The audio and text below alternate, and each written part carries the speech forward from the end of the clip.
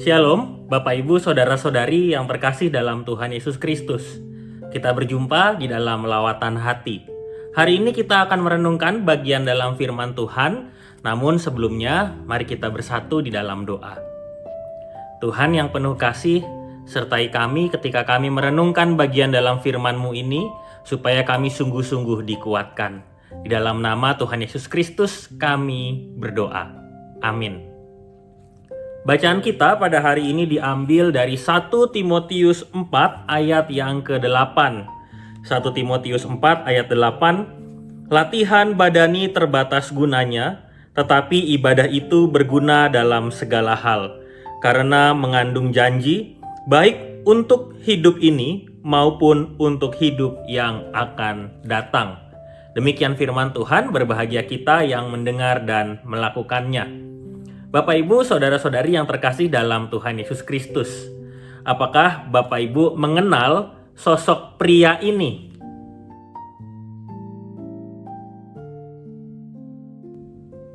Dia adalah Kazu Miura, seorang atlet sepak bola yang sampai saat ini masih aktif bermain sepak bola.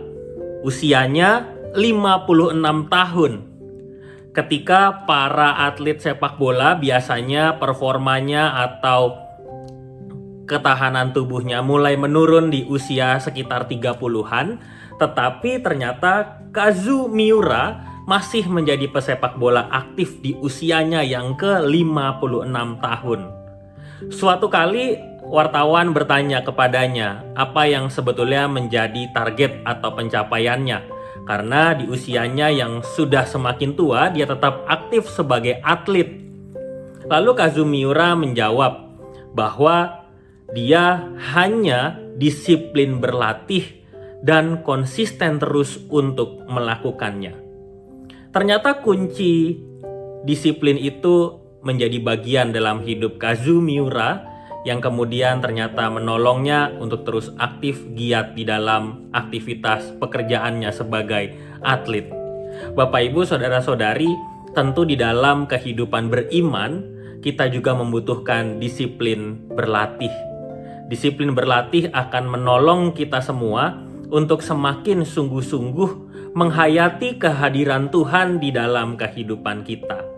Kita sadar bahwa Tuhan selalu memberikan karya yang baik, luar biasa, terkadang bahkan lewat hal-hal yang sederhana yang terjadi dalam hidup kita, lalu Tuhan menaruhnya di dalam keseharian kita. Dengan disiplin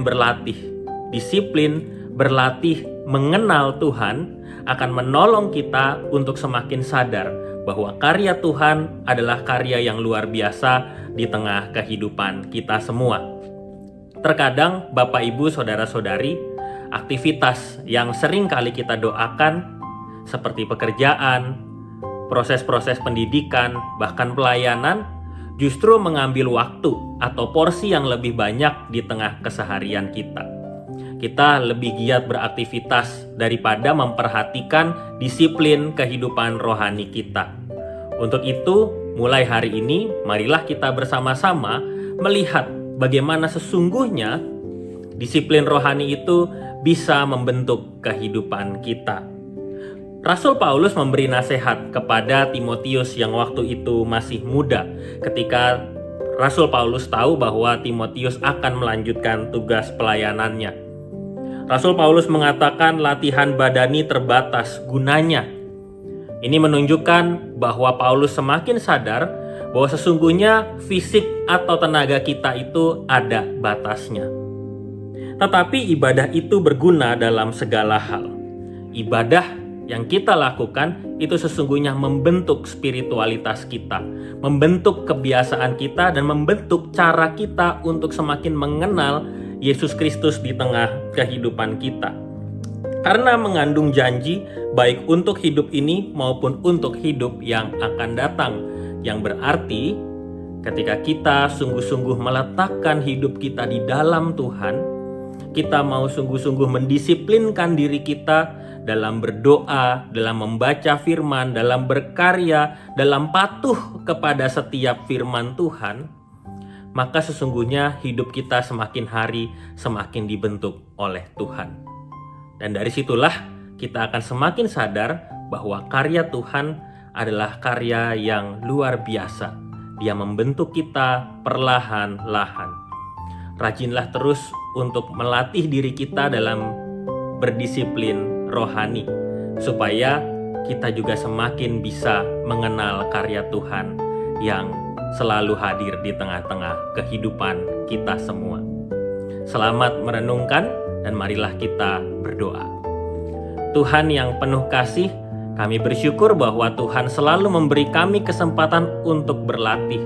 Sampai berapapun usia kami akan selalu giat mendisiplinkan hati, pikiran, perasaan kami untuk kemuliaan nama-Mu. Sertai kami ya Tuhan di dalam perjalanan kehidupan kami. Di dalam nama Tuhan Yesus Kristus kami berdoa. Amin.